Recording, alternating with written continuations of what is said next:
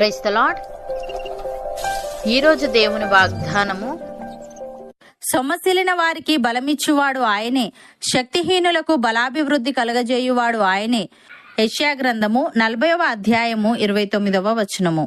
సహోదరి సహోదరులారా, ఈ పాపిష్టి లోకంలో మనం పరిశుద్ధంగా జీవించాలంటే, ఈ లోకయాత్రను ఆనందంగా ముగించాలంటే, దేవునికి ఇష్టమైన రీతిలో ఆయన సేవించగల సామర్థ్యాన్ని మనం పొందుకోవాలంటే మన బలం చాలదు. మన స్వల్ప బలానికి మారుగా దేవుని యొక్క అమితమైన శక్తిని పొందుకోవడం మనం నేర్చుకోవాలి. దానిని మనకిచ్చువాడు, మనకు కలగజేయువాడు ఆయనే. అయితే విశ్వాసంతో దేవుని వైపు చూస్తేనే ఇది మనకు దొరుకుతుంది. మనలో మన కోసం మనం దేన్నైతే చేసుకోలేమో అది దేవుడే చెయ్యాలని ఆయన మీద నమ్మకం పెట్టుకోవడం మనం నేర్చుకోవాలి. భక్తుడు ఈ విధంగా అంటున్నాడు: దేవుడు యథార్థవంతుడు, యెహోవా వాక్కు నిర్మలము, తన శరణు జొచ్చు వారికందరికీ ఆయన కేడము. యెహోవా తప్ప దేవుడేడి? మన దేవుడు తప్ప ఆశ్రయదుర్గమేది? నాకు బలము ధరింపజేయువాడు ఆయనే, నన్ను యథార్థ మార్గమున నడిపించువాడు ఆయనే. ఆయన నా కాళ్ళు జింక కాళ్ళ వలె చేయుచున్నాడు, ఎత్తైన స్థలముల మీద నన్ను నిలుపుచున్నాడు. నా చేతులకు యుద్ధము చేయ నేర్పువాడు ఆయనే, నా బాహువులు ఇత్తడి విల్లును ఎక్కుపెట్టును. నీ రక్షణ కేడమును నీవు నాకు అందించుచున్నావు, నీ కుడి చెయ్యి నన్ను ఆదుకొనెను, నీ సాత్వికము నన్ను గొప్ప చేసెను అని. ప్రియులారా, యెహోవా ప్రళయ జలముల మీద ఆసీనుడాయను, యెహోవా నిత్యము రాజుగా ఆసీనుడై ఉన్నాడు. యెహోవా తన ప్రజలకు బలమును అనుగ్రహించును, యెహోవా తన ప్రజలకు సమాధానము కలుగజేసి వారిని ఆశీర్వదించును. అపోస్తలుడైన పౌలు కొలస్సీలకు వ్రాస్తూ ఈ విధంగా అంటున్నాడు: మీ మనోనేత్రములు వెలిగింపబడినందున ఆయన మిమ్మును పిలిచిన పిలుపు వల్లనైన నిరీక్షణ ఎట్టిదో, పరిశుద్ధులలో ఆయన స్వాస్థ్యం యొక్క మహిమైశ్వర్యం ఎట్టిదో, ఆయన క్రీస్తునందు వినియోగపరిచిన బలాతిశయమును బట్టి విశ్వసించు మనయందు ఆయన చూపుచున్న తన శక్తి యొక్క అపరిమితమైన మహత్యం ఎట్టిదో మీరు తెలుసుకొనవలనని, మన ప్రభువైన యేసుక్రీస్తు యొక్క దేవుడైన మహిమా స్వరూపియగు తండ్రి తన్ను తెలుసుకొనుటయందు మీకు జ్ఞానమును ప్రత్యక్షతయును గల మనస్సు అనుగ్రహించినట్లు నేను నా ప్రార్థనల యందు మిమ్మును గూర్చి విజ్ఞాపన చేయుచున్నాను.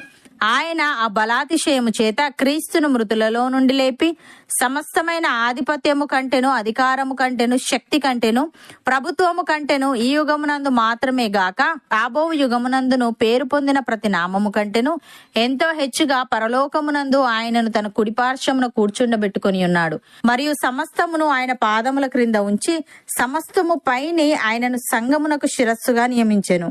ఆ సంఘము ఆయన శరీరము, సమస్తమును పూర్తిగా నింపుచున్న వాని సంపూర్ణత అయి ఉన్నది అని.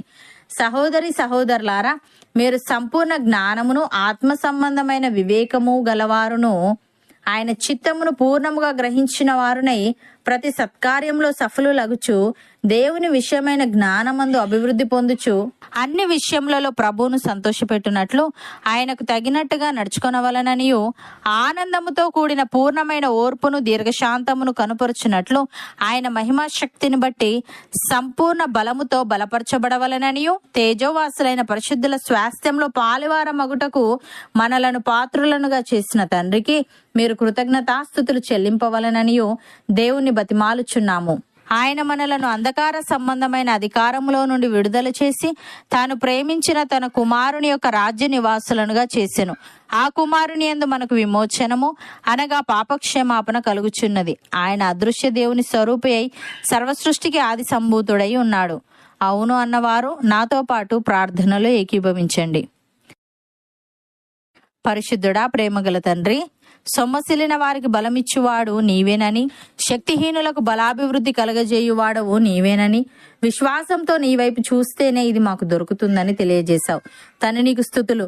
దేవా, మా మనోనేత్రములు వెలిగింపబడినందున నీవు మమ్మను పిలిచిన పిలుపు వల్లనైన నిరీక్షణ ఎట్టిదో, పరిశుద్ధులలో నీ స్వాస్థ్యం యొక్క మహిమైశ్వర్యం ఎట్టిదో, నీవు క్రీస్తునందు వినియోగపరిచిన బలాతిశయమును బట్టి విశ్వసించు మాయందు నీవు చూపుచున్న నీ శక్తి యొక్క అపరిమితమైన మహత్యం ఎట్టిదో మేము తెలుసుకొనుటయందు మాకు జ్ఞానమును ప్రత్యక్షతయును గల మనస్సు అనుగ్రహించమని నీకు తగినట్టుగా విధేయులుగా నడుచుకొనుచు ఆనందంతో కూడిన పూర్ణమైన ఓర్పును దీర్ఘశాంతమును కనుపరచునట్లు నీ మహిమ శక్తిని బట్టి సంపూర్ణ బలముతో బలపరచబడుతూ తేజోవాసులైన పరిశుద్ధుల స్వాస్థ్యంలో పాలివారమగుటకు మమ్ములను పాత్రులనుగా చేసిన నీకు కృతజ్ఞతాస్తుతులు చెల్లించే వారముగా మేముండుటకు కృపచూపమని, నీ పోలికలోకి మాలో ప్రతి ఒక్కరిని నీవే మార్చమని యేసుక్రీస్తు నామమున ప్రార్థిస్తున్నాము తండ్రి. ఆమెన్.